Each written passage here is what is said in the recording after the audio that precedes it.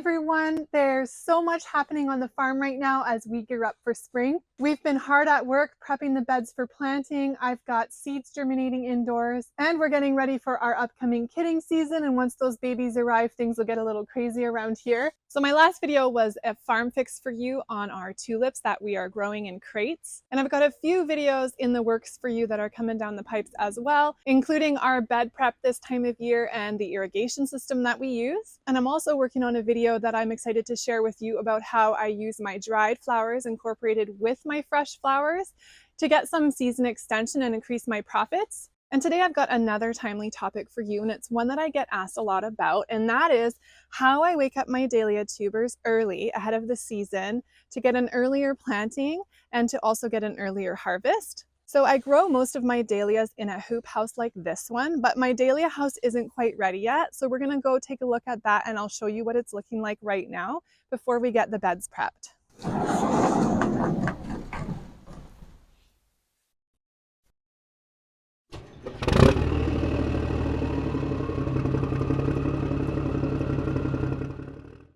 So this is my dahlia house for this year. I do rotate my dahlias between my two houses. I can fit 320 dahlia tubers in here, so I grow most of my dahlias inside. There are a couple of reasons why I like to grow my dahlias inside a hoop house.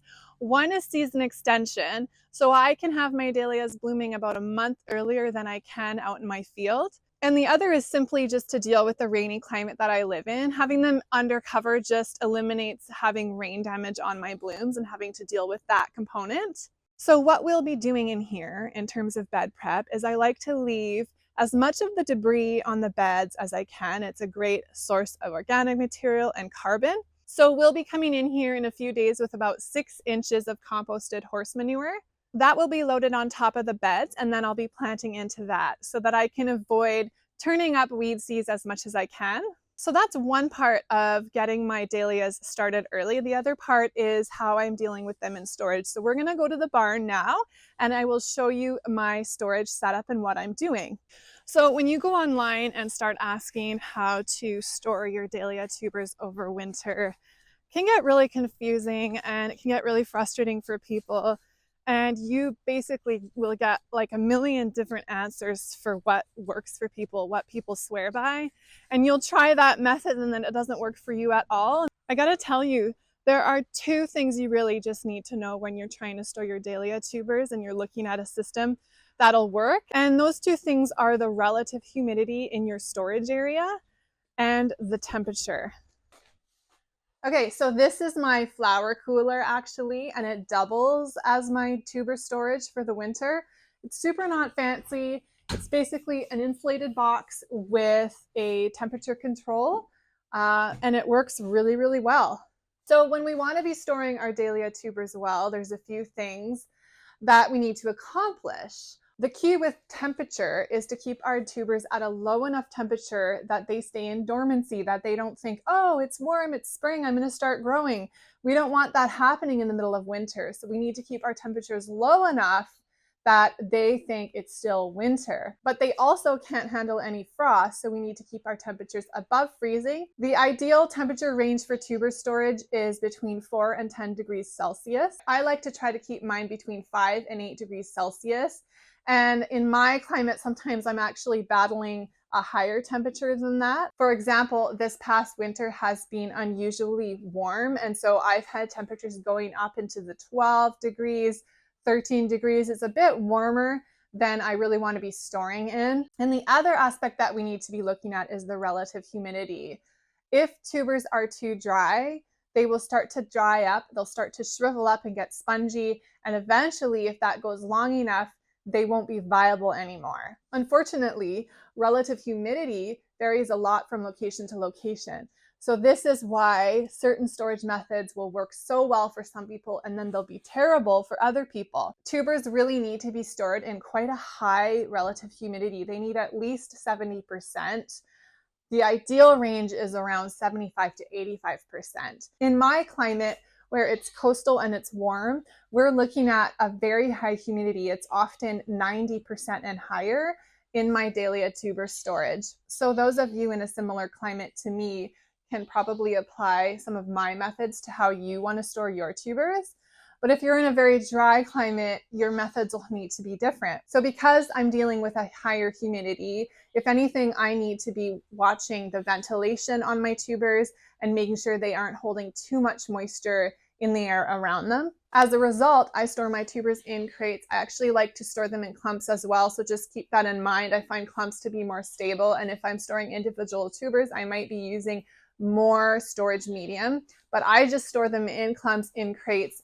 And the only time I start applying wood shavings is when I'm seeing the humidity just getting too high and I'm starting to see mold or too much moisture going on in the tuber area. On the other hand, if you're in a drier climate, this method probably won't work well for you.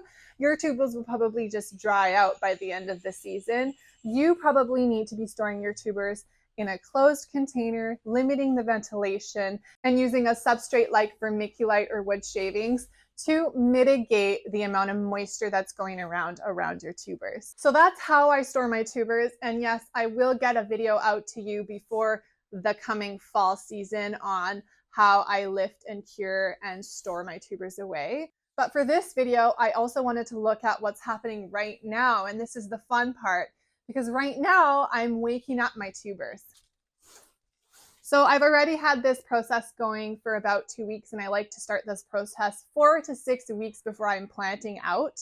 And what I do, and again, it's not fancy, is I throw a heat lamp or two in here, and I crank the temperatures up to growing temperatures, which is 21 degrees Celsius. So raising the temperature like that can drop the humidity. The humidity in here is similar to what it is in my house right now. So I basically check my tubers every day at this point just to keep a close eye on them. And it helps if I tarp my crates at this point, just so that the tubers don't lose too much moisture. So I've got my little temperature and humidity gadget here. This thing is awesome because it also shows low and high temperatures as well. And it's telling me that my humidity right now in my cooler is 50%. So as I mentioned, I'm 2 weeks into this process now.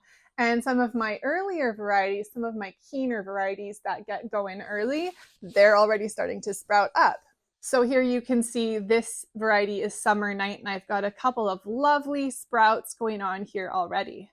What I like to see when I'm planting out in the hoop house is I actually like to see a good sized sprout growing. I'm happy if it's a couple of inches long, but even if it's starting to eye up and sprout a little bit like this carves weeks off of my storage time, and it means that I could be harvesting the flowers from these guys that much sooner. So this process also gives me the opportunity to take cuttings from my dahlias. So some of the varieties that I might want to take cuttings from are maybe new acquisitions, new to me varieties.